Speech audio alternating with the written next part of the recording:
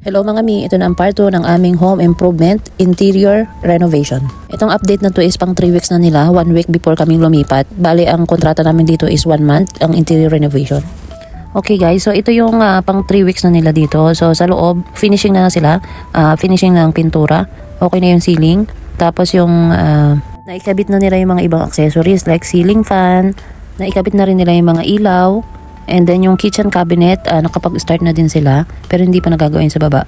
Ditong sa CR, ang nagawa nila is yung ceiling pa lang.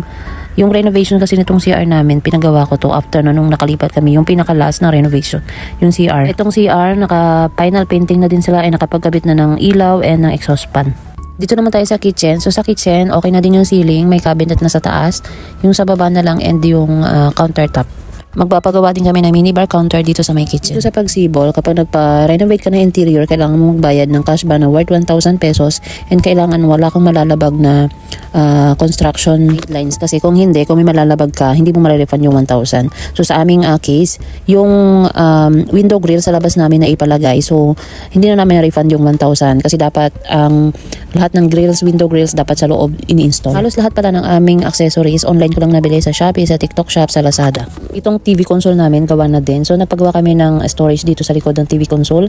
Yung una pala naming usapan ng contractor, 220,000 ang aming home improvement dito sa interior. Pero nadagdagan siya later on dahil may mga pina-add kami na storage. Yung pina-add namin is yung kitchen, originally L-shape siya pero pinagawa ko siyang U-shape para may additional storage. And then nagpa-add din kami ng 2 cupboard sa tag-isang kwarto. So bale nag-add kami ng additional 20,000 sa cupboard. And then sa kitchen is additional 8,000 yata.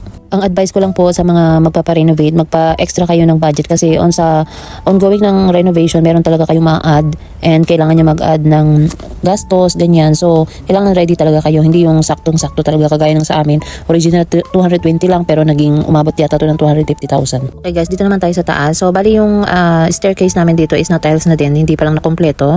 So, originally is steel to tapos pinalagyan natin ng tiles. Pati yung handrails, pinapinturahan ng white. Dito sa second floor, okay na, naka-tiles na buong kwarto, may partition na, and then nakapag-final painting na din sila, retouch na lang to. Naikabit na din yung chandelier na-order ko lang sa online. Bibilihin nyo siguro sa mga shop itong chandelier na to, abot yung mga 5,000, pero sa online ko siya nabili half of the price. Nagustuhan ko dito sa pagsibol sa unit na to itong malaking window na to na nagbibigay ng natural light.